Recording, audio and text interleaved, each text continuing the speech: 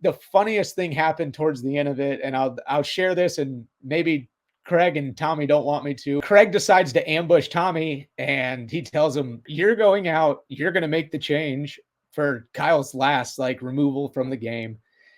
And Tommy's like, "I'm not doing it," because he wasn't ready. And Yeah. then he goes to the top step, and he's like, "All right, I'll go." And then he turns back, and he's like, "No, I'm not going."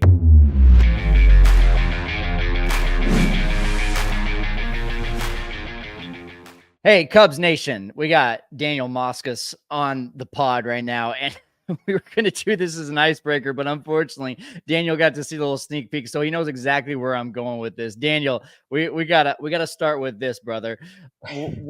Take me through, for those of you that are listening on the podcast too, what we're going to do here is we're going to play a little video, no audio. It's just Daniel getting in the face of an umpire after a Hector Neris balk. I'll let the video play here, but Daniel, take me through this, brother. What's going on here? Yeah, so it was the ninth inning. We're in Milwaukee.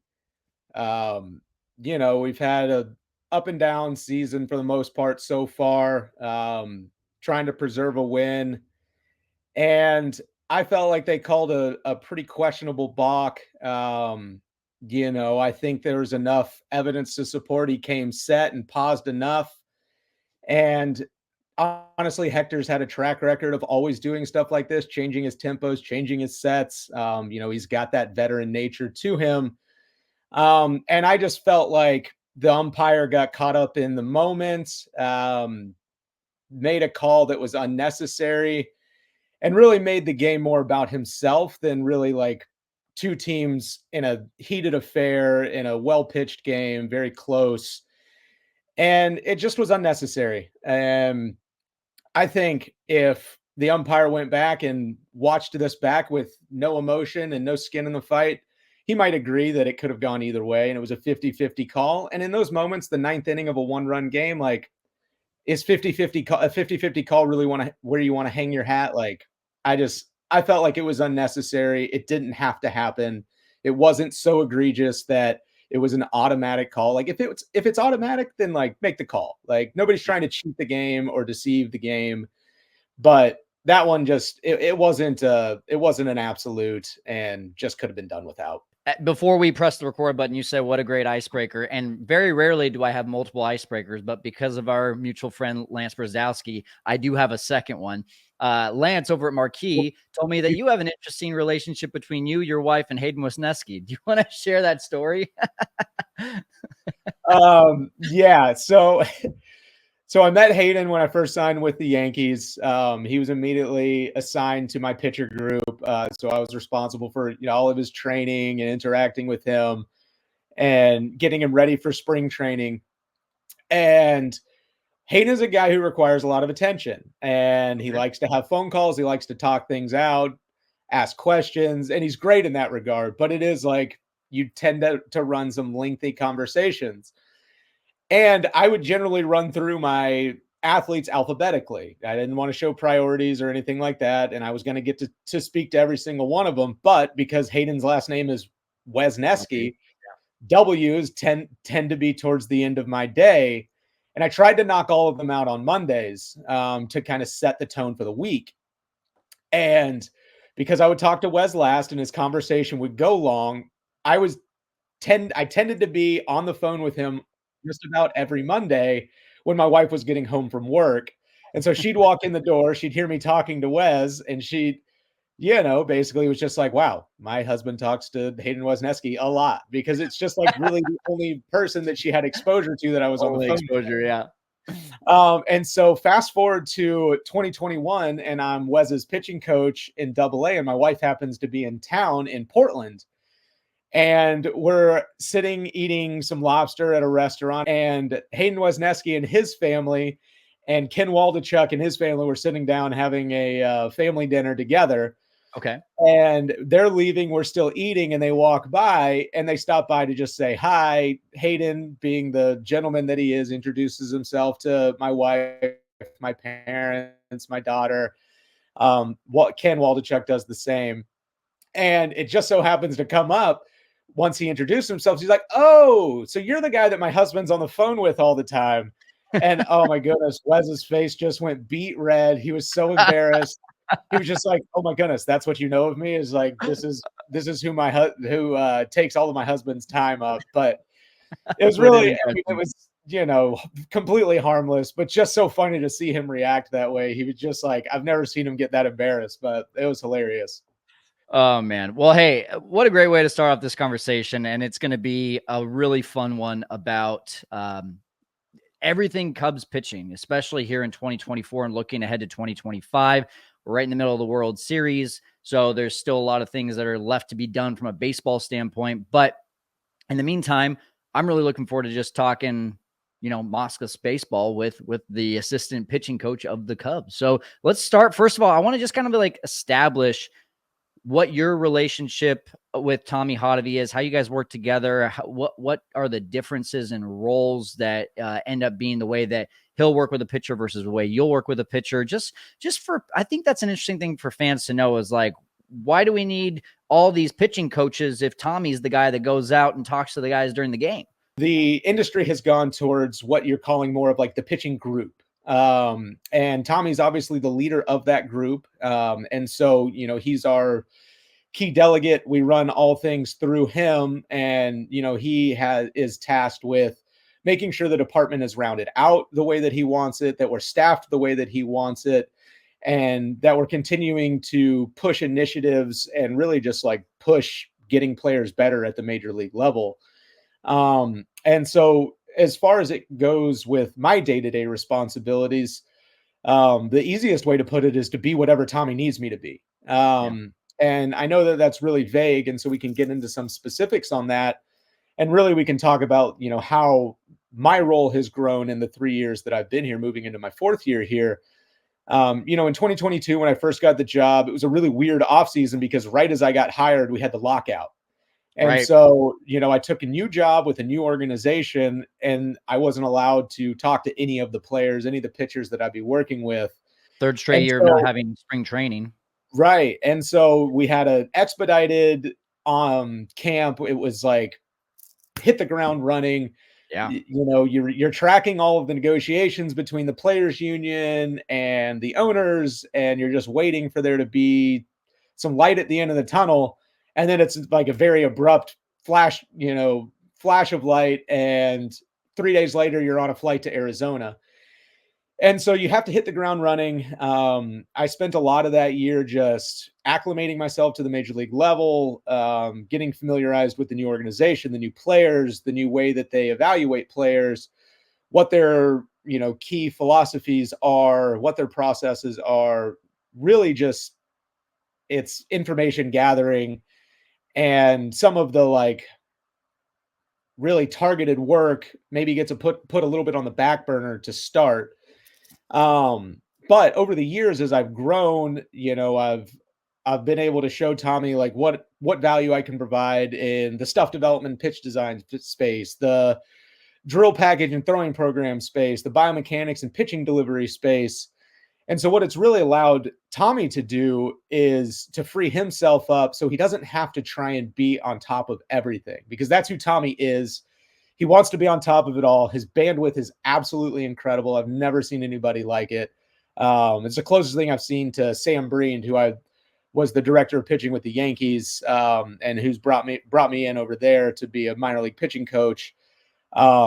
Just the motor runs so high. And the reason I bring this up is I'm proud to say that I've been able to like help him take things off of his plate, which is not something that Tommy wants to do. You said something about, coming into a new organization, not just about adding value yourself, but also learning the philosophy. You've been a part of a lot of organizations leading up to being at the major league level as a coach for the Cubs. So when you look at how the Cubs have been able to attract high-level pitchers the last few years, Jameson, Taillon, Shota, Imanaga, and you heard Jameson last year talk about like, I really felt like Chicago was the best place for me to still like take that next step in my career, which is really cool. I'm sure for you guys to hear for him to say that publicly, but I guess the foundation of my question is, what is it about the Cubs versus other organizations that you've been a part of that players see it as like, hey, that, just like what Jameson said, that's a place that I can get better. Yeah, I think that's been one of our biggest initiatives over the, since I joined the Cubs, was to make sure that we continue to push development at the major league level. It's not like you just get here and you're a finished product and now all you have to do is stay here. It's like, okay, well, how do you stay here? That's been the $1 million question or multi-million-dollar question now, in terms of compensation. But how do you stay? How do you continue to compete and perform at a high level and not just maintain, but continue to improve? Everybody wants to make more money, right? And sometimes that's the motivation that drives people. So it's like, okay, how can you tap into that? How can we get you paid? For some guys, they want notoriety. They want to go to all-star games and they want to be World Series MVPs, so on and so forth. So, you have to tie it back to that. But at the end of the day, what I think the pitching group does so well is, as soon as we are talking about acquiring a guy, we're looking into them. Okay, who are they right now? Where do we see them possibly getting to? And then what's the action plan that helps us get there? And we get to know the player. We generally always have a sit-down meeting, not to go over how we can make you better, but literally just like information gathering, personality. Think of it as like a personality questionnaire, but it's done through conversation. You don't just answer a 100-question personality inventory and then we spit out what your personality is. Like, we want to take the time to get to know you. We want to take that first step so that when we do bring something to you, that we've put the time and effort into making sure that it's backed by information, backed by data, supported, and it's the highest lever that we can pull for you to ultimately make you the best version of yourself. And I like to think of it as this way: is you're not just competing against the players that you're going to play against at the major league level every day once you get here. You're competing against the next international free agent class. You're competing against the next draft class. And you're competing against the next group of prospects that are going to be added to the 40-man roster. Like, that's who you're truly competing against, because now that we've started pushing development at the minor league level, players are going to get better down there. The talent that you're competing against is going to be relatively a level, playing field. Mm-hmm. And so it's, how do you separate yourself from that? If talent isn't the only separator anymore, it's, what can you continue to do to optimize to stay ahead of the curve? We saw Shota obviously have an amazing quote unquote rookie season. High fastballs, splitters in the dirt, right? Like that was the magical formula, but we as fans really don't know what he was like in Japan. You can look up some highlights. You probably see a few more sweepers, maybe a few more curveballs. Can you just put in perspective for the fan that doesn't know what he was like in Japan? Just like, was it literally a 180 change you guys did with him? Or was it just a few tweaks of like, let's just, instead of throwing the fastball 40% of the time, we want you to throw it 50% of the time. Instead of throwing it down, we want to throw it up. Like, what was that like? What were the major changes? So there's, the Japanese game is still a little bit different than the major league game. How hitters are attacked is a little bit different. How the strike zone is called is a little bit different. Over in Japan, you get a little bit more leeway east-west. You don't get as much in terms of called strikes in the north-south area. But we also just identified and wanted to point out to Shota that, like, hey, like, your fastball is very, very good. It has an elite movement profile, and it comes from, somewhat of like a low release. And so we think it could play even more up in the zone. And so we just kind of showed him where some similar fastballs have played, where, areas that he can go to. And it was really just like a lot of showing him information. It wasn't centered around like, hey, you need to do this or anything like that. It's just more of, hey, if you were going to consider this, this is, information to support this initiative. And so once he was on board with that, then we started setting up some strings during his bullpens so he could get some immediate feedback on his execution. And I mean, he's such a very thoughtful, and I mean, his nickname was the philosopher in Japan. Right. So gives you an idea of who the person is, but he's always thinking, and he's always looking for ways that he can get better on his own. I would be remiss if I didn't point out that Edwin, his translator, was incredible this year. I think Edwin is a huge key to why Shota had so much success as well. He built a relationship with us. He built a great relationship with Shota. We had seamless communication, which really, really made this process a lot easier to navigate and go through. And really, like, it's just through those initial meetings, getting to know each other and developing those relationships that we're able to have conversations and make changes and make adjustments throughout the year. And so it wasn't I wouldn't call it a 180. It was just like a little bit of tweaks, a little bit of optimizing, and just a little bit of changing of his approach, and then letting him go take it and run with it. Like, the ultimate goal at the end of the day for us was for him to still be Shota, just maybe be a little bit better version of Shota. There's 4 guys that come to mind for me this year that I was like, wow, you guys really like took a diamond in the rough and made them a gem by the end of the season. I'm talking about Tyson Miller, Jorge Lopez, Nate Pearson, and Porter Hodge. Of those 4, or is there even another name that I'm not mentioning that you're just like, the 2024 success for us is embodied with this guy that we were able to help make that turnaround? I mean, 2024 to me was a success just because we were faced with so many different battles that we maybe really haven't had to fight in the previous 2 years of my time with the Cubs.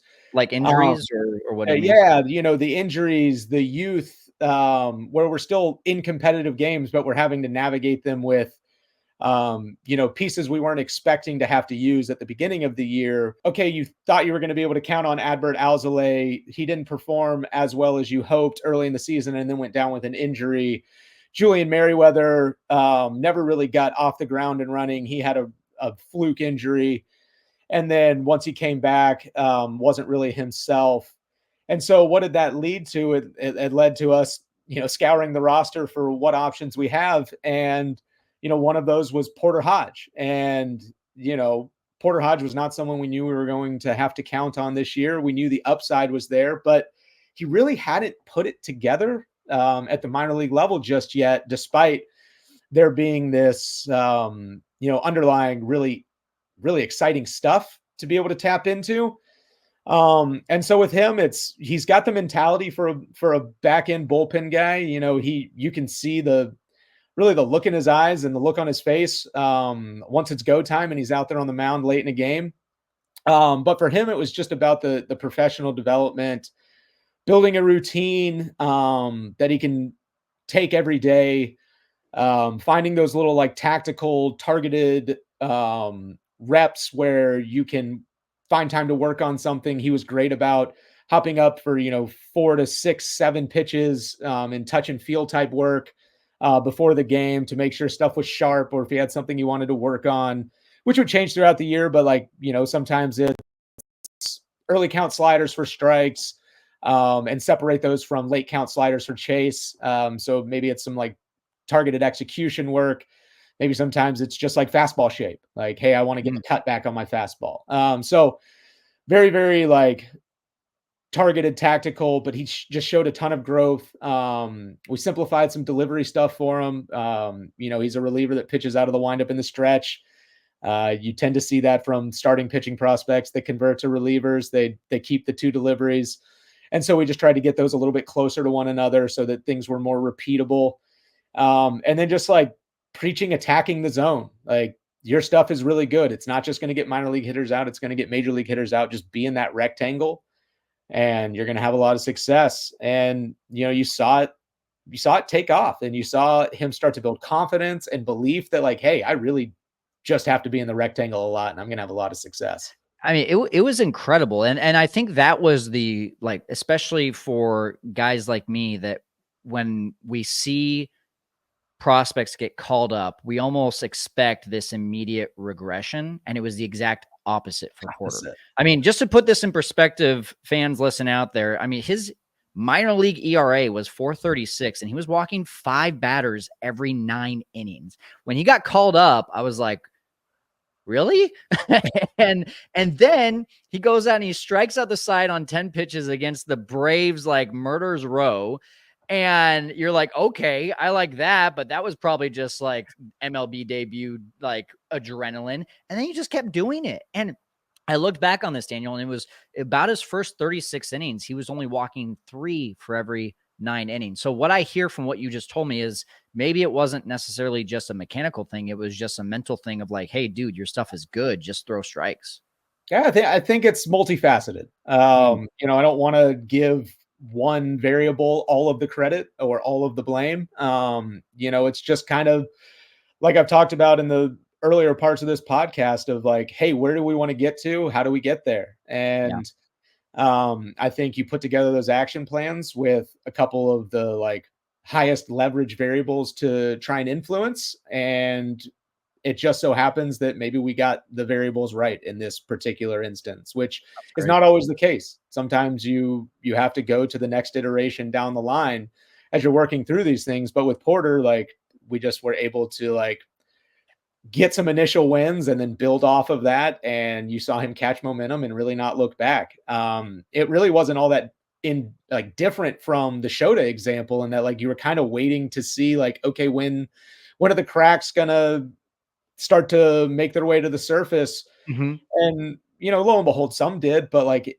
he never really got off the rails. And it was never anything that was so big that it required like a true intervention. It was just constant little small tinkers and adjustments here and there. And he had a really, really good year, man. I'm thinking about now the flip side of this. Daniel Palencia.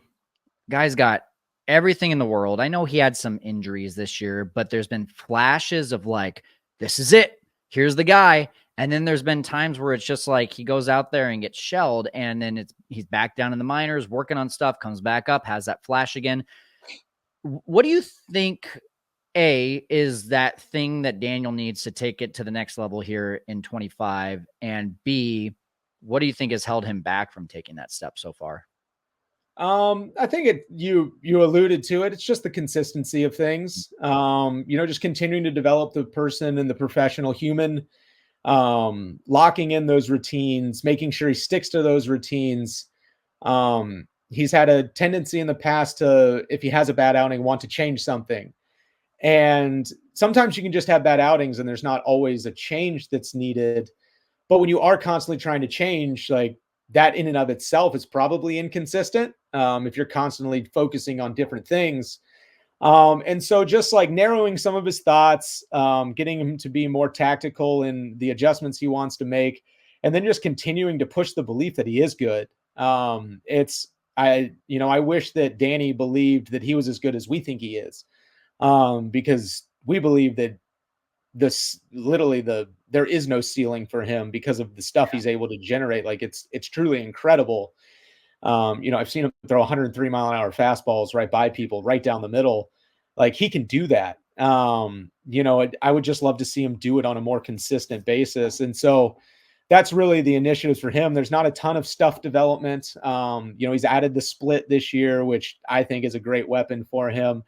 He's developed confidence in that, and you saw him really push the usage and the belief and trust in that pitch as the season wore on.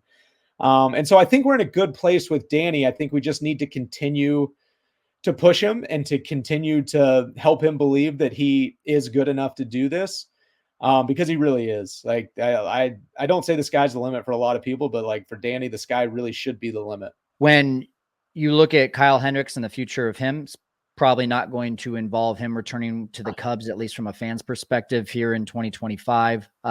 If that was in fact Kyle Hendricks' last game, which I had the honor to be at, what a way to go out, right? 7 scoreless innings and doing it in front of the home crowd.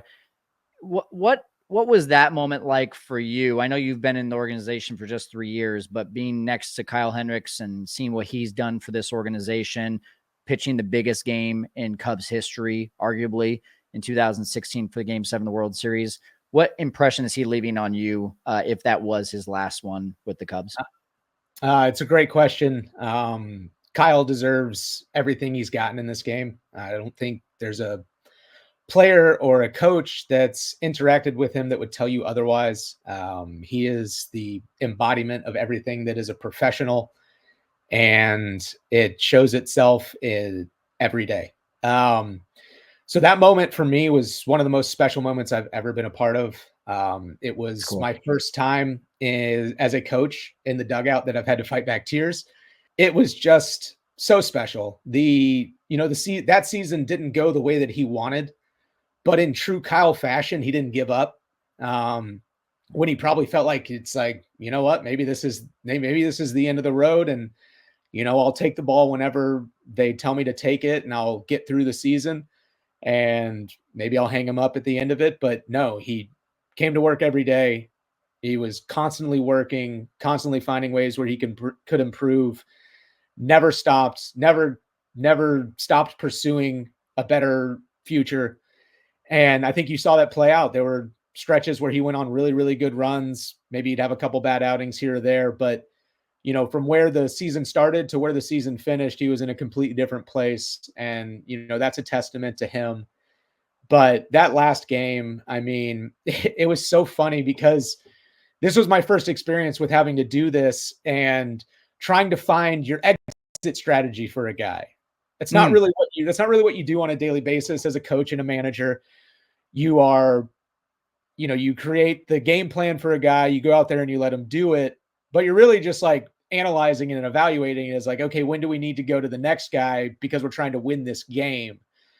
This one was different because we're trying to go and get him out of the game so he can get a standing ovation. Yeah. But we also I think that day we're a little bit thin in the bullpen department. So we're trying to make sure that we have enough coverage. We are also trying to make sure that this thing ends on a positive and a bright spot. Heck yeah. And it's also a 1-0 game or a tie game and then a 1-0 game. And so there's potentially extra innings that we have to account for. And so there were so many conversations going on in the dugout that day. And the funniest thing happened towards the end of it. And I'll share this, and maybe Craig and Tommy don't want me to, but I think this is one of the I think to the Billy Bean, how can you not be romantic about baseball? Yeah. And I think it was the 8th inning, and we've identified okay, this is going to be it for Kyle. We're going to find a spot in this inning, and Craig decides to ambush Tommy, and he tells him, look, you're going out. You're going out. You're going to make the change for Kyle's last removal from the game. And Tommy's like, I'm not doing it. And because he wasn't ready. And then then he goes to the top step and he's like, all right, I'll go. And then he turns back and he's like, no, I'm not going. And Craig's basically pushing him out the dugout. Oh my gosh. And, Tommy goes out there, he makes the pitching change. They have an embrace on the mound. I mean, it was everything it was supposed to be and more. And I'm just grateful, thankful that I got to be a part of it. I was so happy to see Tommy be the guy to do that. I mean, Craig, obviously in his first year, it felt like that wasn't his mound visit to make with all the history that Tommy has. So that was really cool. As I see you, being emotional about this, I want to ask you a separate question, a personal question about this. What's your top Kyle Hendricks moment outside of this for you personally? Now do I have to have been there for it? No, doesn't have to be. Then Game 7's the easy answer. I've gotten to see a marquee breakdown of that game. I've also gotten to see a marquee short story on the 84 pitch complete game against the Cardinals. And some of those are always special. Just hearing Kyle talk through those moments and navigating those at bats and those innings, you just get exposure and to who Kyle is. Yeah. So I'll share something that I think is worthwhile to paint the picture of who Kyle Hendricks is. Okay. With every starting pitcher, we have a pre-start meeting, right? And so we sit down, we have the lineup in front of us, we have our game planning system, and we just talk about how your strengths line up with hitter weaknesses, how your strengths line up with their strengths, places we want to avoid, so on and so forth. Kyle comes in with no material in front of him. It's all from memory. He goes through the lineup and literally covers every like piece of information that exists about him. We joke amongst ourselves that like Kyle could probably tell us what this guy ate for breakfast this morning. And he does it all off memory. He doesn't miss a single detail. And it is one of the most impressive things that I have ever seen. There is nothing like it. I don't know anybody else. I haven't been around someone in 3 years who's anywhere close. And there are guys who do great jobs with their advanced work. This is not to throw anybody under the bus. This is more to put Kyle on the pedestal because that's what he deserves. Amazing. Yeah. He covers everything. And it's all from memory. You can tell there's an incredible amount of preparation. And it's just Kyle knew what he needed to do to be successful. And he did everything at the highest possible level that he could. And that's just a shiny example of what that looks like in real life. My only request for you, Daniel, is that, and I think I speak for all Cubs fans when I say get involved in the recruiting process of Corbin Burnes. That's all. Let's just end it there. Yeah, I would imagine Cubs fans are tired of seeing him pitch against them. Yeah. You know, I think Corbin's amazing. He's an incredible pitcher. If I had the funds to be able to make it happen, I would do whatever I could. Unfortunately, those decisions are a little bit above me. But I think let's start a GoFundMe account. We're starting one right now. We're going to put the link in the YouTube description. just messing. But yeah, I mean, I think any team that is able to land Corbin Burnes is, you know, going to be happy. You know, there's not a ton of pitchers like him that have existed in baseball over the past, whatever his runs lasted. But we'll see. Daniel Moskos, Cubs assistant pitching coach. Been a real pleasure having you on, man. And go Cubs in 2025. Go Cubs, go.